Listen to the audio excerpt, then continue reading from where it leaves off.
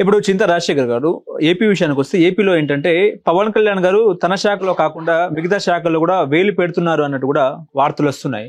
ఉదాహరణకి భీమవరం డిఎస్పీ పదే ఆయన సివిల్ వివాదాల్లో జోక్యం చేసుకుంటున్నారు. పేకట్ట క్లబ్బుల్లో ఆయన జోక్యం ఏంటన్నట్టు కూడా ఆయన మాట్లాడారు. హోమ్ మినిస్టర్ కూడా నేను తీసుకుంటే ఎట్లా ఉంటుందో వేరే రకంగా ఉంటుంది అన్నట్టు కూడా పవన్ కళ్యాణ్ గారు చెప్తున్నారు. ఎందుకు తన శాఖలోనే కాకుండా ఎందుకు ఆయన అసంతృప్తిగా ఉన్నారు వేరే శాఖల మీద అంటే ఏం చెప్తారు?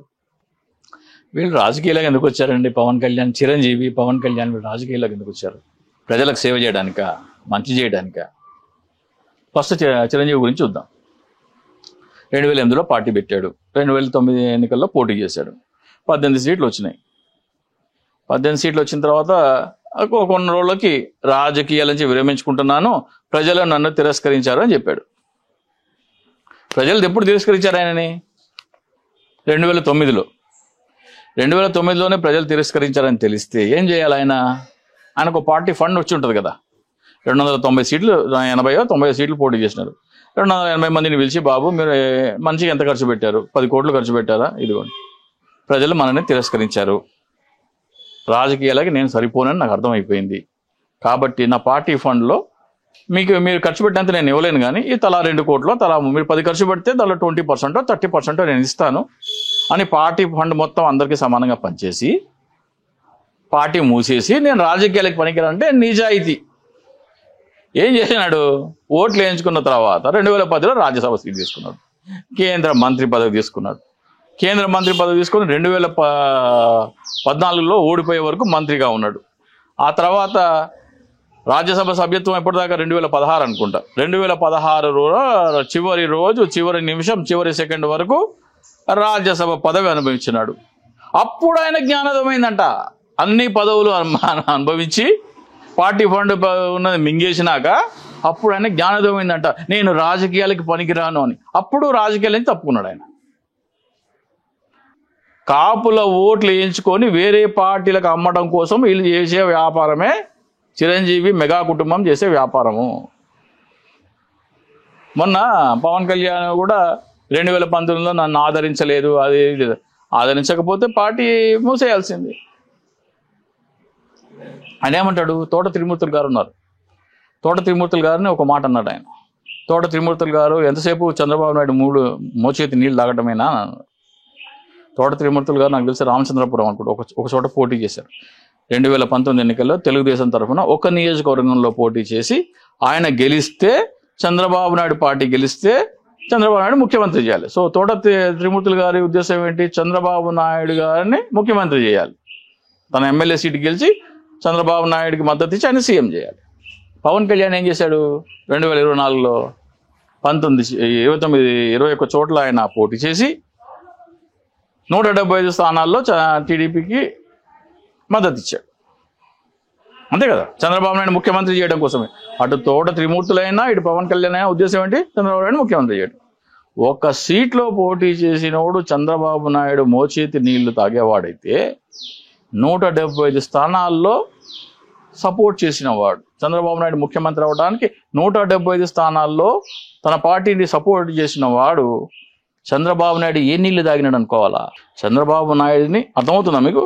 చంద్రబాబు నాయుడు ముఖ్యమంత్రి చేయడానికి తోట త్రిమూర్తులు గారు ఒక స్థానంలో పోటీ చేసి గెలిచి ఆయనకి సీఎం చేద్దాం అనుకున్నారు. ఈయన 175 స్థానాల్లో టీడీపీని గెలిపించి చంద్రబాబు నాయుడిని ముఖ్యమంత్రిని చేద్దాం అనుకున్నారు. ఒక సీట్లో పోటీ చేసినందుకే తోట త్రిమూర్తులు గారు చంద్రబాబు నాయుడు గారి మోచేతి నీళ్ళు తాగేవారైతే 175 స్థానాల్లో చంద్రబాబు నాయుడు గెలుపు కోసం కృషి చేసిన నువ్వు చంద్రబాబు నాయుడు ఏ నీళ్లు తాగుతున్నావు? ఇది ప్రజలు ఆలోచించుకోవాలి. పార్టీలో ఆయనకు సరైన స్థానం లేదంటారా? వీళ్ళందరూ డబ్బులు సంపాదించుకోవడం కోసం కూటమిలో ఏదైనా సరే సీజ్ ద షిప్ అంటాడు. ఆ తర్వాత రవాణా ఆగిపోయిందా? అమరావతిలో భూములు ఎవరు రైతులు ఇవ్వద్దు అంటాడు, మళ్ళీ వెళ్ళి భూములు ఇవ్వండి అంటాడు.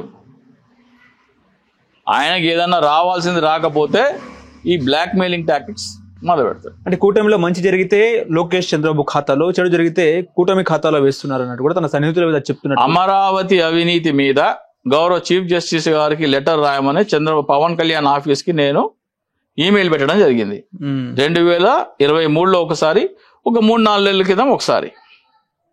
అవినీతి మీద వ్యతిరేకంగా పెట్టిన పార్టీ అయితే, మీకు అమరావతి అవినీతిలో వాటా లేకపోతే ముందు గౌరవ సుప్రీంకోర్టు ప్రధాన న్యాయమూర్తికి లేఖ రాసి అమరావతి ల్యాండ్ పూలింగ్ మీద, మెడికల్ కాలేజీల పీపీకి ఇవ్వటం దాని మీద, ఉర్సా లూలు మాల్కి ఎకరం 99 పైసలకి ఇవ్వటం మీద సిబిఐ ఎంక్వైరీ చేయమని లెటర్ రాయి ముందు.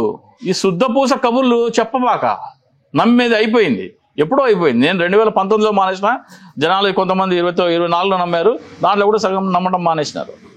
జనాలు నమ్మే పరిస్థితిలో లేరు. దుకాణం కేల్ కదం, దుకాణం బంద్. ఇప్పుడు కూటమిలో ఎవరు ముఖ్యమైన మంత్రి? లోకేష్ ముఖ్యమైన మంత్రి? లోకేష్ షాడో సీఎం అండి, ఏం చెప్తారు? లోకేష్ షాడో సీఎం, దాని గురించి పెద్ద పవన్ కళ్యాణ్ డిస్కషన్ అవసరం కాదా? మీరు చిన్న పిల్లోడు మాటలు వచ్చే పిల్లోడిని వీళ్ళు అడిగినా కానీ లోకేష్ షాడో సీఎం అని చెప్తారు. పవన్ కళ్యాణ్ ముఖ్యమైన మంత్రి కాదా? ముఖ్యమైన మంత్రి, ముఖ్యమంత్రి కాదు, ముఖ్యమైన మంత్రి కాదంటారా? ఏమీ కాదు. ఆయన వాళ్ళు పార్టీలు పెట్టింది డబ్బులు సంపాదించుకోవడం కోసం. ఓకే, కాపుల చేత ఓట్లు వేయించుకొని వేరే పార్టీలకు అమ్ముకొని డబ్బులు చేసుకోవడం కోసం వ్యాపారం.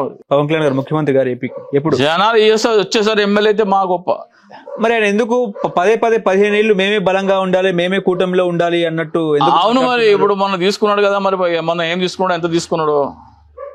వచ్చేసారి అంతకంటే డబ్బులు తీసుకుంటాడు, ఆదాయం ఇంకా ఎక్కువ తీసుకోవచ్చు.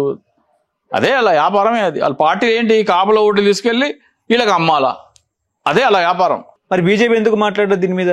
బీజేపీ మొన్న పవన్ కళ్యాణ్ కాదని లోకేష్ తీసుకొచ్చి మూమెంట్ ఇచ్చారు కదా మోడీ. అది సరిపోతుంది కదా, అది ఉదాహరణ చాలు, అదొకటి అది చాలు. పవన్ కళ్యాణ్ స్టేచర్ ఏంటో మోడీ దగ్గర, లోకేష్ స్టేచర్ ఏంటో చెప్పడానికి అది చాలు. హలో, తెలుగు రాజ్యం ఛానల్ చూస్తున్నారా? సామాజిక, రాజకీయ, జీవన చిత్రణే తెలుగు రాజ్యం. అతిశయోక్తులు, అసత్యాలు ఉండవు. రాజకీయ కోణం కాదు, ప్రజా కోణమే కొలబద్ద. తెలుగు రాజ్యం వీక్షణ నీ ఉత్తమ అభిరుచికి నిదర్శనం.